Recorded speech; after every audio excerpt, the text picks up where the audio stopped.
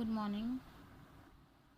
So today's topic in pathophysiology is sickle cell anemia. Let's start. This is a disease of RBCs, red blood cell. You can see here, normal red blood cell is sphere, little bit sphere in shape, but in sickle cell it is sickle-like shape. You can easily see and distinguish between both the RBCs, normal RBCs and sickle cell RBCs. Actually, sickle is an instrument which is used in farming. So by shape the disease is named as sickle cell anemia. Means deficiency of hemoglobin in the blood, which can be caused either too few red blood cell or uh, too little hemoglobin in the blood, in the cell. Types: first is hemorrhagic anemia. Anemia due to hemorrhage is known as hemorrhagic anemia. Hemolytic anemia. Hemolysis means destruction of RBCs, means sickle cell. So sickle cell is the hemolytic anemia. In this, the destruction or the shape of the RBCs is changed. So this is called as um, hemolytic anemia. Next is nutritional deficiency anemia. Nutritive substance such as iron, protein, vitamin, as we early studied in the topic, like megaloblastic anemia. So this type of anemia is nutritional deficiency anemia. Folic acid deficiency are necessary for erythropoiesis. The deficiency of these substances leads to nutritional deficiency of anemia. Next is aplastic anemia. Plastic anemia is due to the disorder of red bone marrow. Anemia of chronic disease. It is characterized by short lifespan of RBCs caused by disturbance in iron metabolism. If iron metabolism is disturbed, then the lifespan of the RBCs is reduced, due to which anemia of chronic disease is easily caused. Next is sickle cell anemia. It is, as I told you, it is hemolytic anemia, causes liver failure, renal disorder and burns. Congenital or acquired fault in the shape of RBCs lead to sickle cell anemia. Next is sickle cell disease is a group of inherited red blood disorder.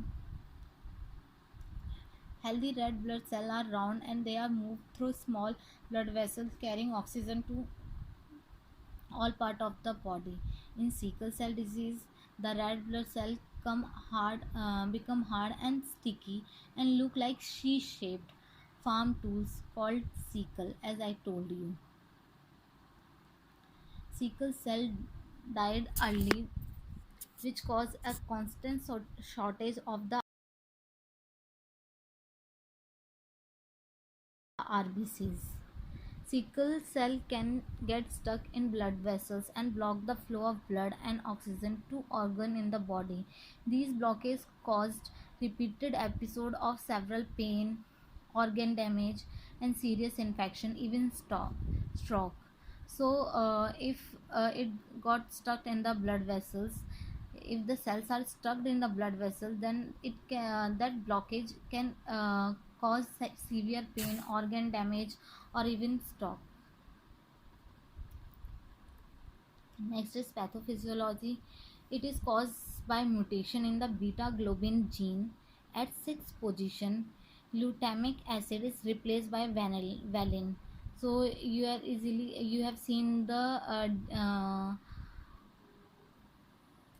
nucleoside chain of the RBCs. So here its sixth position, beta globulin gene, which is glutamic acid, is here replaced by a valine.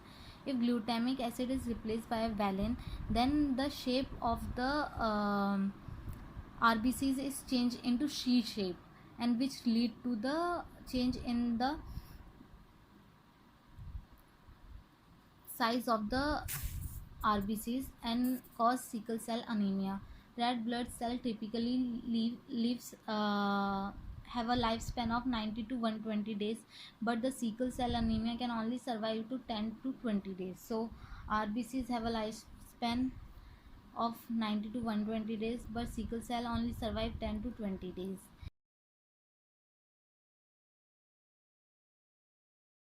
Then there are two types of sickle cell anemia.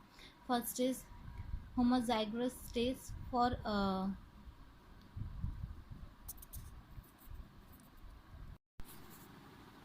sickle hemoglobin. Sickle cell trained heterozygous carrier stage of sickle hemoglobin. If one parent has sickle cell anemia and other is normal, all child will have sickle cell traits. If one parent has sickle cell anemia and other has sickle cell trait, then 50% chances of either with each pregnancy that a child may have a sickle cell disease. So you can see here this A is normal hemoglobin, AS is having sickle cell trait. So if the crossing is done, then you can easily see what happened. It is the one child may be normal, second child have a trait of sickle cell anemia, two child have a trait of sickle cell anemia, but fourth child may or may not be a sickle cell anemic patient. Next is sickle cell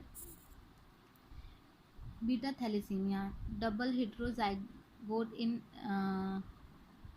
in which sickle cell gene is inherited from one parents and beta thalassemia gene from other parents. Gene type you can see here, combination of normal hemoglobin with other abnormal hemoglobin is also you can see here, which can lead to the disease.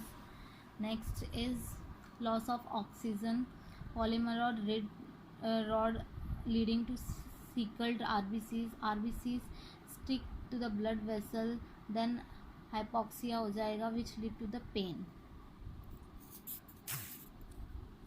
Next is symptom. It is able to block the sickling action of the RBCs, so infants who have inherited the disease do not develop symptoms. People with sickle cell gene will continue to carry some fetal hemoglobin, are better protected from several forms of the disease.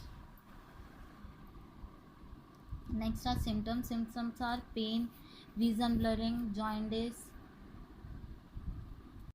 syncops means fainting या फिर we can say sudden loss of consciousness means बेहोश हो जाना.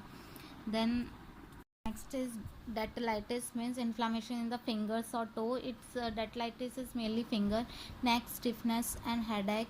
Neurological symptom, infection, leg ulcer, weakness and pallor.